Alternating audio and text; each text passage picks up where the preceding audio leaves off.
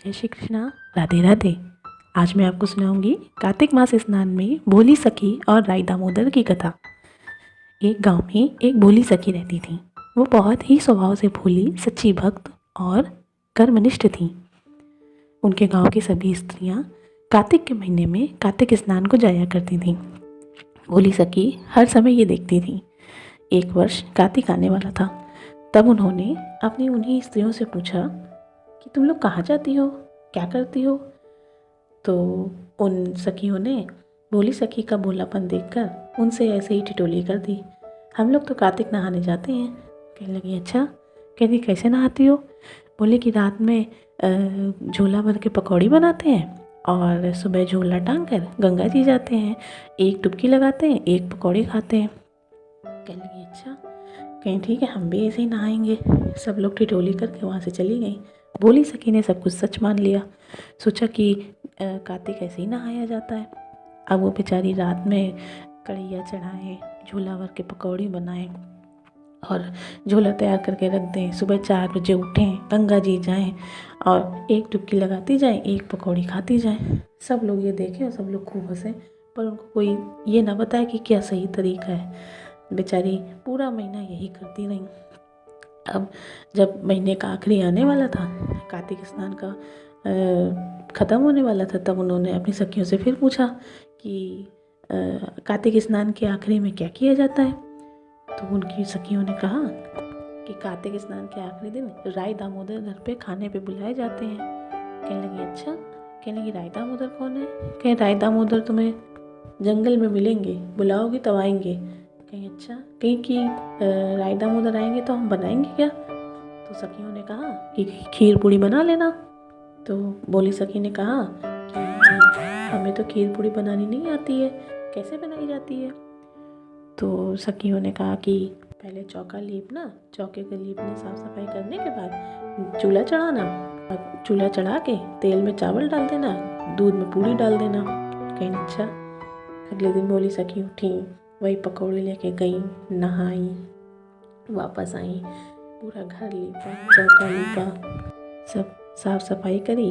उसके बाद चूल्हा चढ़ाया। चूल्हा चढ़ा के चावल बन के तेल में डाल दिए तो वो एकदम कड़कड़ा गए और दूध में पूड़ी डाल दी तो वो सब ऐठ गई।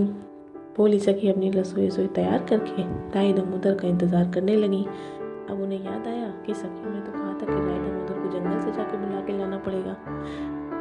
भोली सखी उठी और जंगल की तरफ चली गई और आवाज़ लगाती गई, राई दामोदर कहाँ है, राई दामोदर कहाँ है, राई दामोदर कहाँ है। बहुत देर ढूंढती रही। सुबह से दोपहर हो गई। अब भोली सखी को प्यास लगी थी, पर सखियों ने कहा था कि राय दामोदर को खाना खिलाए, पहले पानी न पीना। अब बेचारी परेशान। उसी समय संजोगवश शंकर भगवान पार्वती माता नगर भ्रमण के लिए निकले हुए थे। उन्होंने देखा कि भोली सखी प्यास से बेहाल धूप में राय दामोदर ढूंढ रही हैं। वो सब बातें समझ गए। उन्होंने कहा पार्वती जी से कि चलो देवी मैया, इनके राय दामोदर बन जाओ, नहीं तो ये तो हम लोगों को ढूंढते ढूंढते ही अपने प्राण त्याग देंगी।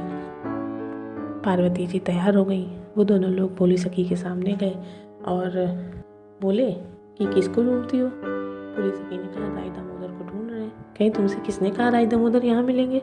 बोली हमारी सखियों ने कहा था। कहने लगे हम ही हैं राय दामोदर, चलो लेके। कहीं ठीक है महाराज, आओ हमारे घर में खाना खाओ चल के। बोली ठीक है।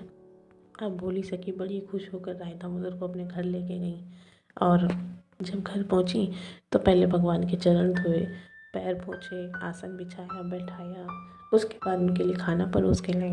जब भगवान ने खाना देखा तो उन्होंने कहा कि भोली सखी, तुम्हें ये खाना बनाना किसने बताया था। कहीं हमारी सखियों ने बताया था। कहीं अच्छा ठीक है, कहीं जाओ उनको बुला के लाओ कि तुम्हारे घर में राय दामोदर आए हैं।